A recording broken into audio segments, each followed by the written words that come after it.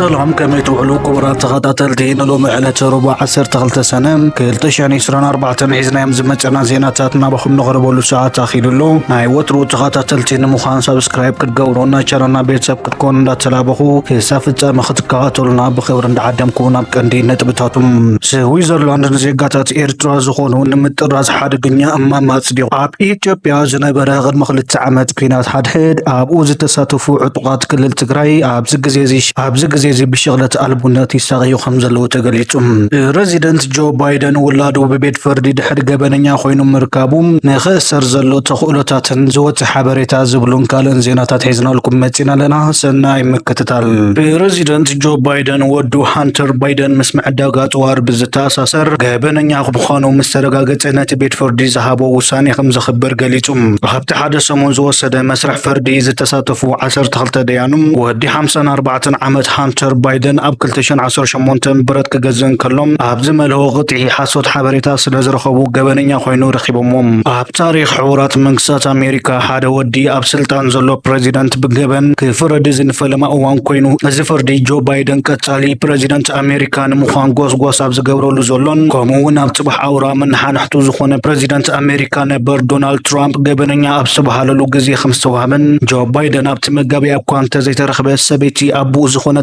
قداميتي اما بيت جيل بايدن بعالت بيت هانتر حفتون اكون هانتر نمدقاف ابتو علو ترخيبهم نيروم دحرتي فردي بايدن نابتات بين زتوهاب لاغزات ديلاوير بمغنع مسودو كتحققوف كمن تراين ات بريزيدنت ابزهابو مغلتي انا بريزيدنت كمون ابويم انا نجيلن ودنا نفوت وينا بمنوتو دمان حبني نايلوم ديانو خبعال بيت النافقاريتنا هانتر نبر مسكرنت كسمعون كلهم سندات مرتعوتات قمقيمو من هانتر بايدن لو علمتن كوكين وسيدوم بيرت كم زعتغون عرقاقيتهم لهم بمسارة حق أمريكا هانتر بتستفردو قبن كسا 25 عامت ماسر تخغطع كم زخلن انتخونا قنزفر دياب لعلي هانتر وهابزلو تخولو تحت مخانو سموياي أمنم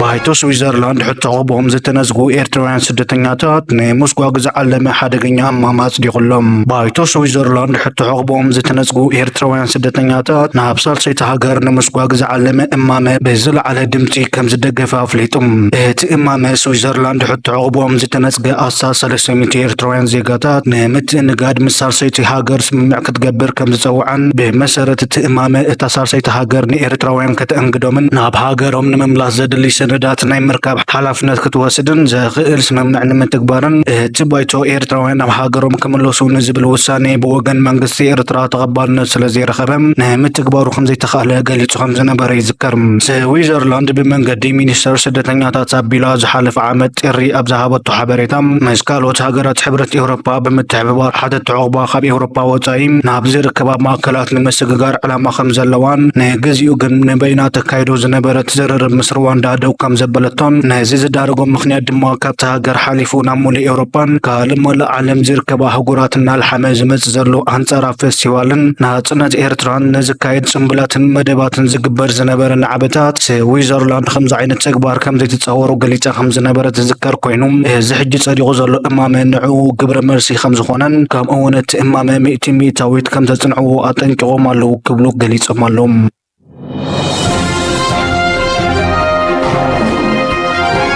اب إثيوبيا كل تግራይ መጽናዕቲ ድሕሪ ኩናት መናእሰይ ትግራይ 81 ሚእታዊ ሽቕለት ኣልቡነት ከም ዘጋጠመን ብማሕደር መናእሰይ ትግራይ ኣብ ዘካየዶ መጽናዕቲ ኣብ ክልል ትግራይ 81 ሚእታዊ ዕጡቓት ዝነበሩ መናእሰይ ኣብ ዝሕጂ እዋን ኣብቲ ከባቢ ንኽልተ ዓመት ዝጸንሐ ዝሕዘን ኩናት ስዒቦም ስራሕ ኣልቦ ኮይኖም ከም ዘለዉ ኣረጋጊጹ እዚ ዘሰንብድ መጠን ካብቲ ቅድሚ ኩናት ዝነበረ ደረጃ ሽቕለት ኣልቦነት መንእሰያት 30 ሚእታዊት ርኡይ ወሰኽ ዝውክል ኮይኑ ኣብቶም ቅድሚ ክልተ ዓመት ኣብ መንጎ ብልጽግናን ህወሓትን ዝተወልዐ ኩናት نتግራይ ከም ሃገር ንኽነጽሉ ካብ መራሕቶም ዝተዋሃቦም ትእዛዝ ብእምነት ኣገልጊልናን ሰንኪልናን ብሚልዮናት ዝቑጸሩ መቃልስቲ ኣጥፊናን እንትኾነ ህወሓት ዝመርሖ ግዚያዊ ምምሕዳር ትግራይ ኣብ ፕሪቶርያ ከይዱም ምስ ብልጽግና ውዕል ሰላም መፈራረሙን ኣብ ልዕሊ እቶም ዕጡቓት ግድዓት ከም ዝፈጸመን ካብ ባዕቲ ንሕና ድሒናዮም ንሶም ግን እዚ ፈድዮምና ክብሉ ከማርሩ ከም ዝስምዑን እቲ ጸብጸብ ከምቲ ብጀርመናዊት ፈነወዶ ቾዌል ዲዳብሊው ዝገልጾም ኣብ ህዝቢ መንእሰያት ስራሕ ኣልቦነት ብዓብዩ ምውሳኹ ድምር ሳዕቤናት ኩናት ብምዝባልን ካልእ ተዘምቲሮ ዋሕታትን ምዃኑ ይገልጽ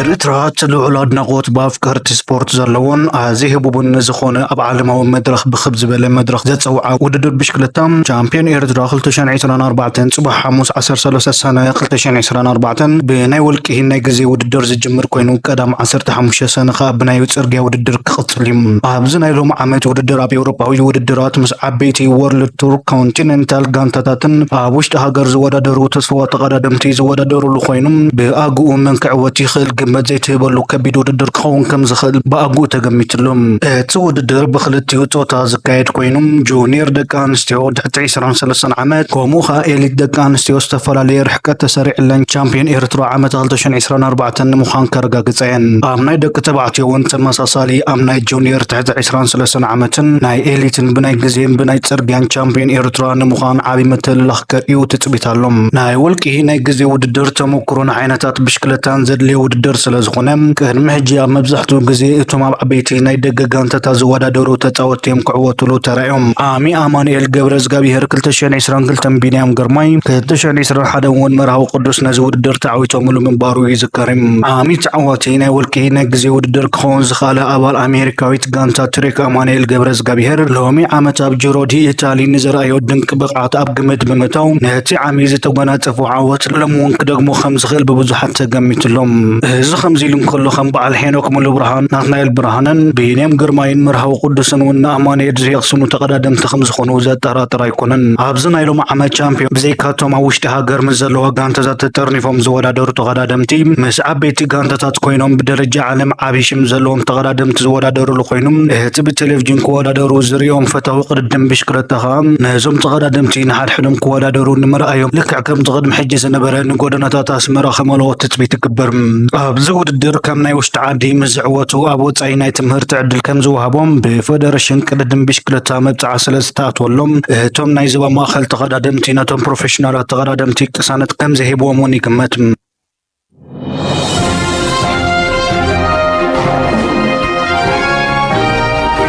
እስራኤል ብዝፈጸመቶ መጥቃዕቲ ኣየር ላዕለዋይ ኣዛዚ ህዝቡላህ ተቐቲሎም። እስራኤል ኣብ ደቡብ ሊባኖስ ብዝፈጸመቶ መጥቃዕቲ ኣየር ላዕለዋይ ኣዛዚ ህዝቡላህ ታሊብ ዓብደላህ ተቐቲሎም። ጆያ ኣብ ዝተባሃለ ከባቢ ብዝተፈጸመ መጥቃዕቲ ኣየር ከም እተቐትለን ብሳጓ ሽሙ ኣቡ ታሊብ ተባሂሉ ዝፅዋዕ ታሊብ ዓብደላህ ኣብ ከባቢ ደቡብ ሊባኖስ ዝርከብ ጉጅለ ዕጡቕ ህዝቡላህ ኣዛዚ ከም ዝነበረ ሬይተርስ ጸብጺቦም። ኣብታ ኣዛዚ ብተወሳኺ 3 ኣባላት ጉጅለ ዕጡቕ ህዝቡላህ በቲ መጥቃዕቲ ከም እተቐትሉ ክግለጽ እንከሎም በዚ ፍጻመ ቀፂሉ ህዝቡላህ ላዕለዋይ ኣዛዚ ድሕሪ መቕታሉ ኣሳብ ሚእቲ ሮኬታት ናብ እስራኤል ከም ዝተኮሰ ተገሊጹ። ህዝቡላህ ኩናት ኣብ ልዕሊ ጋዛ ካብ ዝጅመር ንድሓር ኣብ ሰሜናዊ እስራኤል ሓደ ካብ ዝዓበዩ ናይ ሮኬት ምድብዳብ ከም ዘካየደን ትማሊ ረቡዕ ንግሆ ናብ ሚእቲ ዝቐርቡ ፕሮጀክት ላይት ምውንጫፍ ቅድሚኡ ምሸት ኣብ ደቡባዊ ሊባኖስ ላዕለዋይ ኣዛዚ ህዝቡላህ ንዝተቐትለሉ ምላሽ ዝሃበ ኮይኑ እቲ መጥቃዕቲ ኣብ መንጎ እስራኤልን ህዝቡላህን ዘካየድ ዘሎ ወተሃደራዊ ግጥም እናገደደ ይኸይድ ከም ዘሎን ከቢድ ስክፍታ እውን ዝፈጥር ኮይኑ ክልቲኦም ወገናት ውግእ ተዳሊና ኣለና ክብሉ ይስምዑ ከም ዘለዉ ተገሊጹ።